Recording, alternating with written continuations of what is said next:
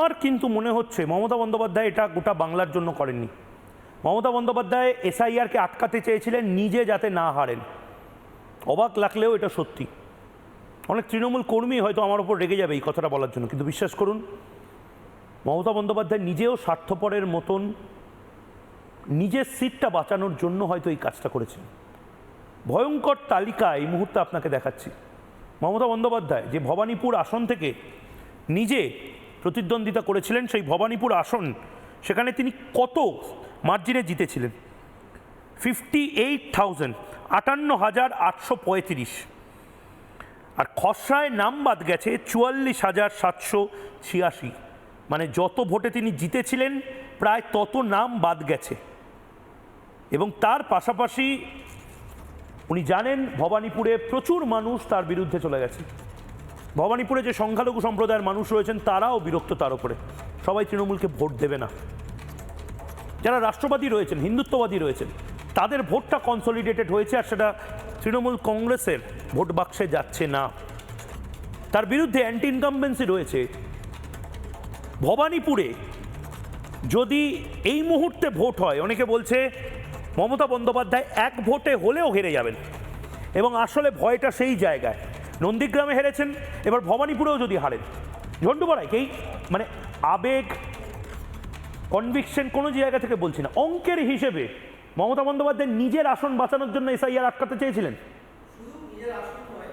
যদি লাস্ট নির্বাচনটার স্ট্যাটিস্টিক্সটাকে পাশাপাশি রাখো, বিগত নির্বাচন বা 21-এর নির্বাচনেও যদি তুমি ক্রিটিক্যালি অ্যানালাইজ করো, অন্তত 50টার কম বেশি সিট বিধানসভায় মমতা ব্যানার্জির দল তৃণমূল জিতেছে 2 থেকে 5 হাজারের ডিফারেন্সে।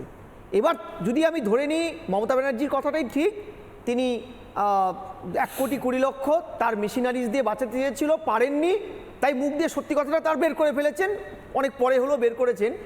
তাহলে গড়পত্তা হিসাব কি বলছে? প্রতি বিধানসভা পিছু ±40,000-এর মতন ভোটার লিস্টের নাম কাটা যাচ্ছে।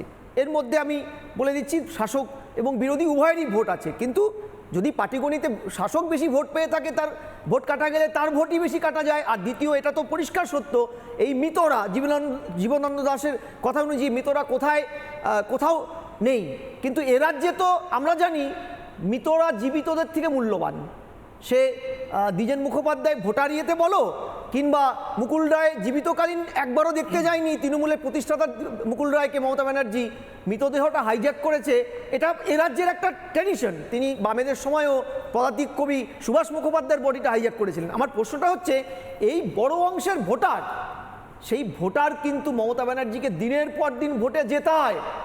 আমার কথা নয়, তার দলের একাধিক, তুমি হিসাব করে দেখো, তাদের আইপ্যাক বলো, এই যে মেশিনারিজ বা তাদের যে দলীয় স্ট্রাকচার, তাতে কিন্তু এটা ধ্রুব সত্য।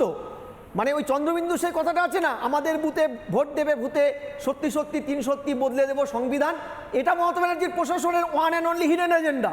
ফলে এই কারণে এই ভোটারদের বাঁচাতে তিনি আইন জানেন না, এটা হতে পারে না। তিনি ভালো করেই জানেন সংবিধানের রেজিস্ট্রেশন অফ ইলেকটোরাল রুল 21/3-তে পরিষ্কার লেখা আছে পিআরওতে, যে partial, summarily, partially or fully SIR constitutional mandate.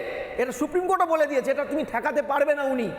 কিন্তু এই বাধা দান করে যদি পিছিয়ে দেওয়া যায়, অন্তত এই ভোটটা যদি উতরে দেওয়া যায়, তাহলে এটা তো একটা ফুল স্টপ থাকবে। এই যে এই বাধা দেওয়া, এই ভন্ডুল করার চেষ্টা, এটা একটা ফুল স্টপ থাকবে না।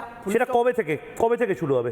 দেখো, আমি তোমাকে বলছি, পলিটিক্যাল নেতারা তো অনেক কিছু ভেবে নিয়ে এগোয়, কিন্তু অনেক সময় বুমেরাঙ্গ হয়ে যায়। আমি এই যে ফুল স্টপ দেওয়া বা ব্যাগরা দেওয়া, এটা যে হিতে বিপরীত হয়ে যাবে মমতা ব্যানার্জি বুঝতে পারিনি, বোঝা সম্ভব নয়, সবই উনি বুঝবেন। মমতা বন্দ্যোপাধ্যায় হয় বুঝতে পারেননি, নয় মমতা বন্দ্যোপাধ্যায় সাংঘাতিক কিছু প্ল্যান করছেন। ঝন্টু, আমি নানা ধরনের কন্টেন্ট দেখার জন্য লাইক করুন, শেয়ার করুন আমাদের ফেসবুক পেজ, সাবস্ক্রাইব করুন আমাদের ইউটিউব চ্যানেল। পাশাপাশি অন্যান্য ব্রেকিং নিউজের জন্য অবশ্যই চোখ রাখুন রিপাবলিক বাংলায়।